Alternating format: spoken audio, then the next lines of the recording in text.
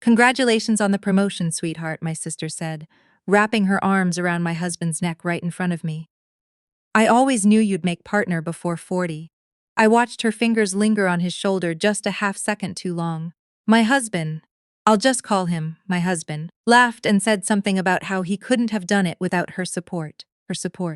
I was standing 3 feet away holding a plate of canapés I'd spent 2 hours preparing for his celebration dinner. That was 18 months before everything fell apart. My name doesn't matter. What matters is that I was 34 years old, a licensed occupational therapist, working at a rehabilitation center in Charlotte, North Carolina, and I thought I had a good life, a solid marriage, a sister I would have walked through fire for. My husband and I had been together since our late 20s.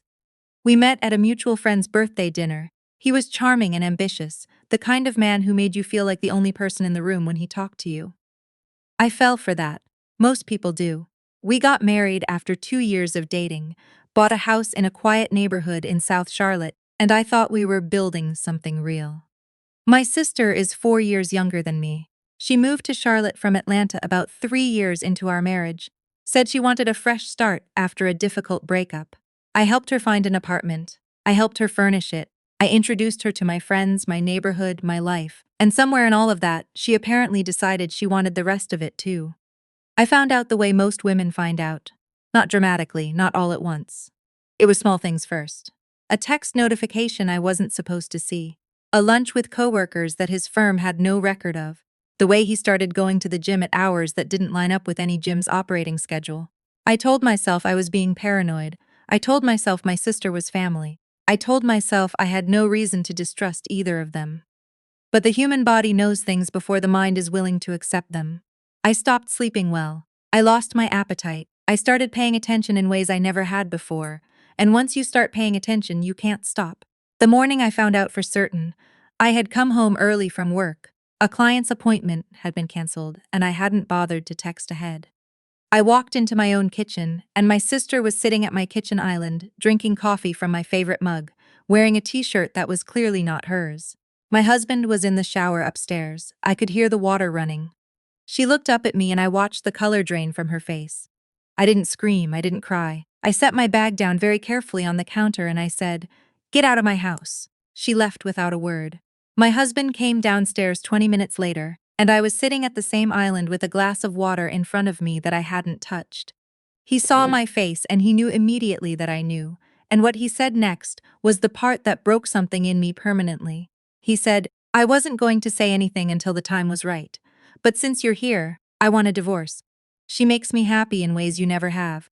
I've felt like a roommate in this marriage for 2 years. 2 years. He had felt like a roommate for 2 years and had said nothing. Had instead gone to my sister, started something with her, and was now standing in the kitchen we'd chosen together explaining to me that I was the problem. I asked him one question. I said, "How long?" He said, 8 months. 8 months. My sister had been sitting at my Thanksgiving table, had come to my birthday dinner, had borrowed my car twice during those 8 months. The divorce was not complicated in the way divorces on television are complicated. We didn't have children. The house had both our names on it. We split things, we signed things, and it was done in about 4 months. He moved in with her. She gave up her apartment. They became, as far as Charlotte's social circles were concerned, a couple. And I became the woman who had been replaced by her own sister. I won't pretend that the months after the divorce were anything other than what they were. I cried in my car in the parking garage at work because I didn't want my coworkers to see me falling apart. I ate cereal for dinner more nights than I can count. I called my mother and she said things that were meant to be comforting, but somehow made everything worse. I lost 8 pounds I didn't have to lose. I went to therapy twice a week and my therapist, a calm woman with an office full of plants, kept telling me the same thing. "You're grieving 2 relationships at once. Give yourself time. Time." Everyone kept giving me time like it was a gift instead of just the only thing anyone had to offer. What actually helped was work. I threw myself into my caseload with a focus I hadn't had in years. I started taking on more complex patients, people recovering from strokes, from traumatic brain injuries, from spinal injuries that had taken away things they thought were permanent. There's something clarifying about sitting with someone who is fighting to relearn how to button a shirt, or lift a fork, or form a sentence. Your own problems don't disappear, but they stop feeling like the center of the universe. About 8 months after the divorce, my director offered me a position as lead therapist for a new outpatient neurology program we were launching in partnership with Atrium Health. It was a significant step up, more responsibility, a small team to supervise, a salary increase that was frankly overdue. I took it. I also, around this time, quietly consulted a financial advisor. My ex-husband was a litigation attorney at a mid-sized firm. During our marriage, I had been the one managing our household accounts. He was good at making money and terrible at thinking about it on a daily basis, so by default those tasks had fallen to me. When we divorced, I had closed our joint accounts cleanly, transferred what was mine, and made sure every financial thread between us was severed. What I had also done, quietly and on the advice of my attorney, was document certain patterns. Specifically, a home equity line of credit my husband had opened 6 months before telling me he wanted a divorce, which he had used for reasons that our divorce settlement had not fully addressed. My attorney said we could pursue it further. I said, let's wait and see. That was the thing about me that neither my ex-husband nor my sister had ever fully understood. I don't react quickly. I observe. I wait, I think. And when the time comes, I don't need to raise my voice. The time came on a Thursday in April. I was at Atrium Health's main campus for a quarterly meeting with the neurology department heads.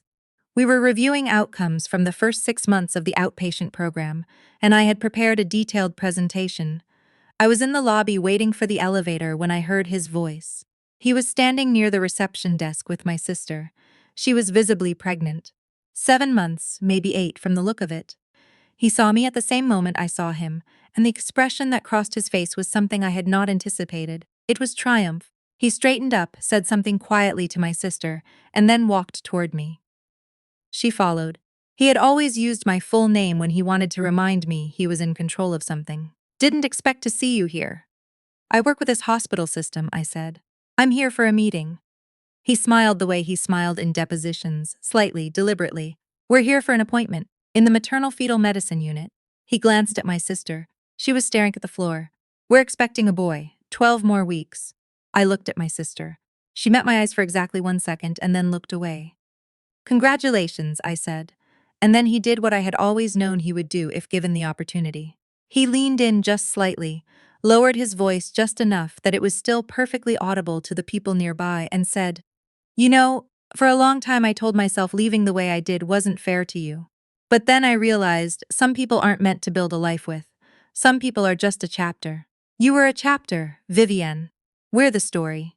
I heard a small sound from somewhere to my left.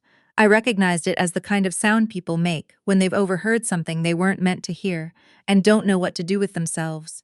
I set my bag strap more securely on my shoulder and I smiled at him. Not a trembling smile. A very calm, very clear smile. I hope the appointment goes well, I said. 12 weeks is still a lot of road. I turned and walked to the elevator and I pressed the button and I waited. The doors opened. I stepped inside. I pressed the button for the 7th floor. I watched the lobby disappear behind the closing doors. And then, alone in that elevator, I allowed myself exactly 3 seconds of whatever that feeling was. Not quite satisfaction, something quieter. The knowledge that the conversation had gone precisely the way I had anticipated, and that I had not given him a single thing he was looking for. The meeting on the 7th floor went well. My 6-month outcomes data was strong. Patient retention rates were up, functional improvement scores were tracking above regional benchmarks, and 2 of the neurologists had requested to expand the referral pipeline into our program. My director, who had dialed into the meeting remotely from our main campus, said in front of the entire room that the program was performing beyond expectations, largely because of my leadership. After the meeting, I had coffee in the hospital cafe with one of the neurologists, a woman named Dr. Harmon who had been practicing for 20 years and had a way of making complex things sound straightforward. We talked about the program, we talked about a research collaboration she wanted to propose, and at some point she said, almost as an aside, You seem very settled. A lot of people in new leadership positions are still finding their footing 6 months in. You seem like you've been doing this for years. I thought about my ex-husband standing in the lobby 40 minutes earlier. I thought about the word chapter. I had a difficult year, I said. It clarified things. She nodded like she understood, and I think she probably did. That evening, I called my attorney. Not because anything in the lobby had changed my legal position, it hadn't, but because there was something I wanted to confirm. The home equity line of credit my ex-husband had opened during our marriage, $47,000 drawn against the house we co-owned, had been addressed in our divorce settlement with a payment plan structured over 18 months. The first 12 payments had come in correctly. The last 4 had not. My attorney had already sent 2 formal notices. He had our options, I asked. She walked me through them. At the end of the conversation, she said, "You've been very patient with this, Vivienne. More patient than most people would be." "I wanted to make sure," I said. "I wanted there to be no question about who was unreasonable." She filed the motion the following morning. What happened next took about 6 weeks to fully play out, and I won't pretend I was entirely removed from it emotionally. You can know someone is not a good person and still feel something when you watch consequences arrive. I felt something. I'm not sure what to call it exactly. The motion triggered a garnishment proceeding. My ex-husband's firm was notified. In the world of litigation, where professional reputation is the actual currency, a wage garnishment is not a quiet event. People talk, colleagues notice. And because the amount was not small and the circumstances were, let's say, notable, given that the debt stemmed from a marital asset used after he had already begun the relationship with my sister, it became a story that traveled. He called me, twice. I let both calls go to voicemail. He did not leave messages. My sister texted me. The message said, "Is this really necessary right now? We're about to have a baby." I read it. I did not respond. My mother called me and said she had heard from my sister, and was I sure this was the right path. I told her with complete calm that I had attempted to review formal notices over 4 months and had received no response, and that the legal process was simply doing what legal processes do. My mother was quiet for a moment, and then she said, "You've changed. I've grown up," I said. The baby was born in June. A boy, as they'd said. I learned this not from any direct communication, but because my mother mentioned it in a phone call about something else entirely, almost like she was testing how I'd react. "I hope he's healthy," I said, and I meant it. A baby is a baby. He didn't choose his parents. By that point, the garnishment had been satisfied.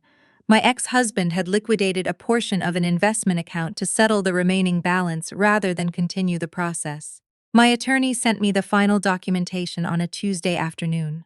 I read it at my desk between patient sessions, signed the acknowledgement, and sent it back. That evening I went to a wine bar in Dilworth with 2 friends from my clinic, women who had been steadily, quietly in my corner through all of it without making it a bigger thing than it needed to be. We sat outside because the April weather had held. We ordered a bottle of something from the Willamette Valley that one of them had been wanting to try. We talked about work, about a home renovation one of them was in the middle of, about nothing in particular. At some point one of them asked, "How are you actually doing? How are you actually doing?" I thought about it for a real moment before I answered. "I think I'm good," I said. Actually good, not just saying it good. She looked at me for a second and then nodded like she believed me. That mattered more than I expected. The following week I was back at Atrium Health for a monthly check-in. I took the same elevator to the 7th floor, stood in the same lobby with the same light coming through the same windows. I didn't run into anyone I knew. I pressed the button for the 7th floor, the doors opened, and I stepped out into the hallway where I had a meeting to get to, a program to run, and a very full afternoon ahead of me.